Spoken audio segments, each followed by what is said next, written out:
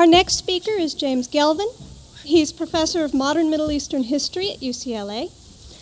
He has his PhD from Harvard, and he's taught at a number of prestigious institutions, including Harvard University and the Massachusetts Institute of Technology.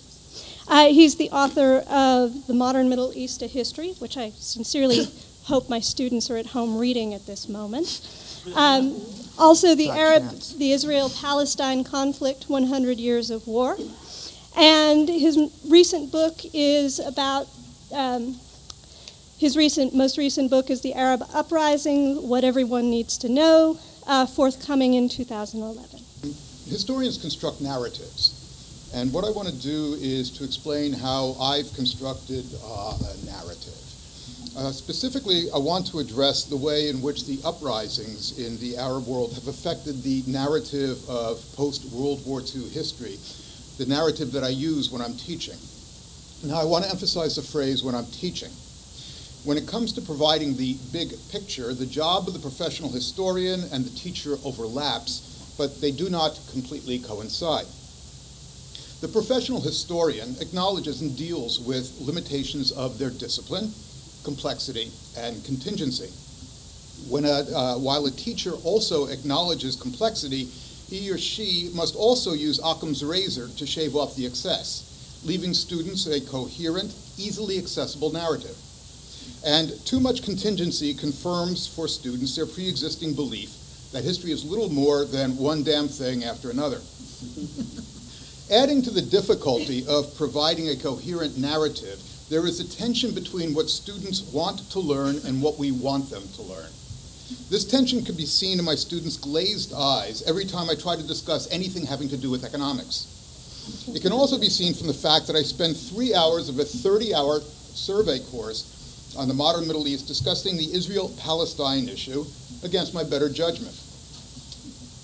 Now, the history of the Middle East after World War II has always been difficult to teach in a general survey course.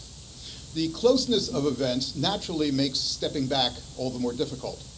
In addition, the events and phenomena we incorporate into our narratives, everything from the emergence of strong authoritarian states and the Israel-Palestine conflict to the Iranian Revolution and the neoliberal moment, appear disparate. The pedagogical difficulties of teaching the post-World War II period are reflected in my book, The Modern Middle East. And I'm going to do something extraordinarily tacky. I'm going to hold it up. The book is divided into 4 thematic chronological sections. Each section contributes to and advances chronologically the overall theme of the book, which is the integration of the Middle East into global modernity and the effects of that integration on the region.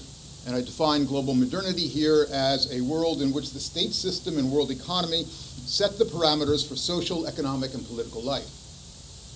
Each section is introduced by an essay that outlines the major theme or themes for that section. For the first 3 sections, the fit between the introductory essay and the chapters that follow is tight. Unfortunately, over the course of 3 editions, the essay that has introduced the final section of the book is connected to the chapters that follow in only the broadest sense. In the first 2 editions of the book, I took a purely political economy approach in the essay, dividing post-World War II period into 2 parts, 1944 to 71 and 1971 to the present.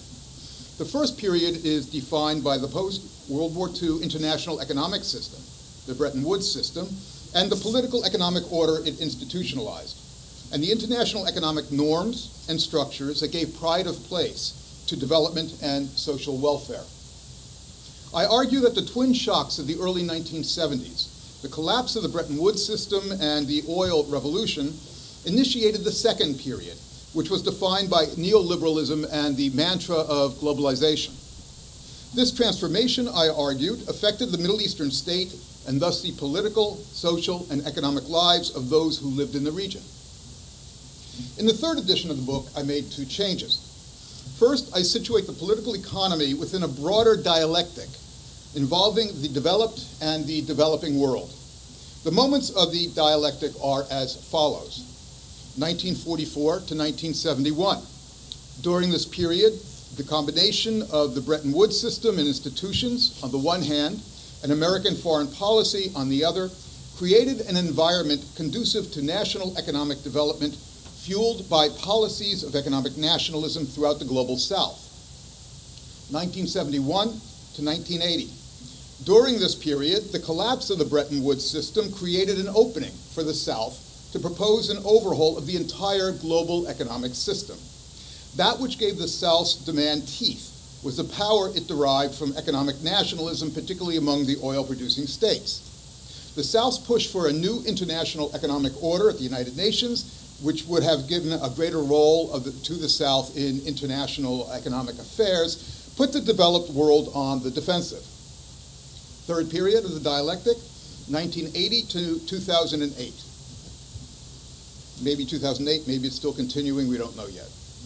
Beginning with the Volcker shock of 1979, an overextended South was forced to accept the terms of a reinvigorated system designed in large measure to eliminate the twin threats of economic nationalism in the developing world and the new international economic order forever.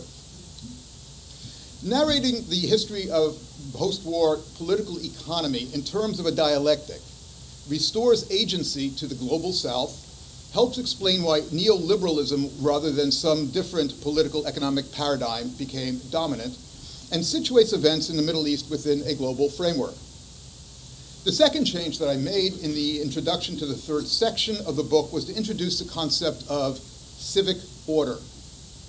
Following the historian Isser Wallach, we might define the civic order as, quote, the norms and institutions that govern relations among citizens and between citizens and the state. Concepts of the proper civic order are confirmed through both social practice and political practice and international norms.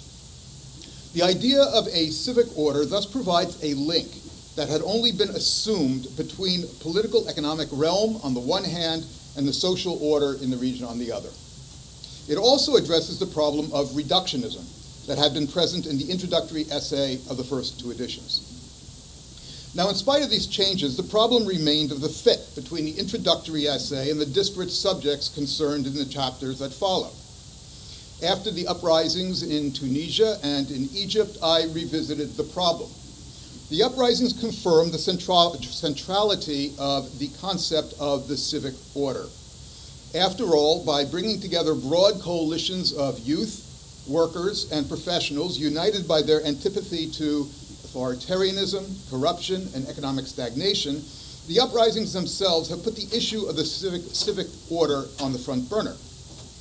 I have thus decided to rework the structure of the book and my lectures, combining 6 chapters into 3 subsections thematically linked to the concept. To put it another way, the concept of the civic order acts as a central thread that runs through the narrative throughout the section. I'm using the word thread here because of what I said earlier about there being things I want students to learn and things that students want to learn, and those two things, of course, do not necessarily coincide. For example, the Israel-Palestine conflict. While the Israel-Palestine Arab-Israeli conflict does bear on the problem of the civic order, as I'll explain in a moment, it also has a logic of its own that merits explanation for the sake of thoroughness and coherence, if for no other reasons. So there's a story of oil, American foreign policy, and the like. The 3 subsections in the final section of the book are as follows. Number 1. The first subsection discusses the emergence of authoritarian states in the region and the civic order it institutionalized, and the oil revolution that, to a large extent, financed those authoritarian states. Since most states in the region achieved their independence in the post-World War II period, they were subject to the same constraints and paradigms of state building and state-society relations, whether they were monarchies or republics. Hence, the ubiquity of planning boards, state-guided economic development, economic nationalism, corporatist forms of interest representation, and the like. Beginning in the 1970s, states in the region, like states everywhere, faced a new series of constraints induced by the collapse of oil prices, a stagnant international economy, problems associated with centralized planning, and massive debt burdens. They also confronted a new paradigm with regard to the state's role in the economy, promoted by the United States and international financial institutions. Hence, a renewed struggle between the state and its citizenry over the parameters of the civic order, a struggle that we are seeing enacted in part today. The second subsection examines the extra domestic factors that affected the evolution of the civic order and politics in the region. In this subsection, I bring in American foreign policy and the Israel-Palestine Arab-Israeli conflict. In previous editions of the book, I have underscored the continuities of American foreign policy goals in the region over the Cold War period. What needs highlighting in the light of recent developments, however, is America's central role in promoting the two different paradigms for political economic practices, both globally and within the region. In global terms, the United States was a key player in organizing and maintaining the Bretton Woods Order, which provided political economic support for the post-war civic order in the Middle East and elsewhere.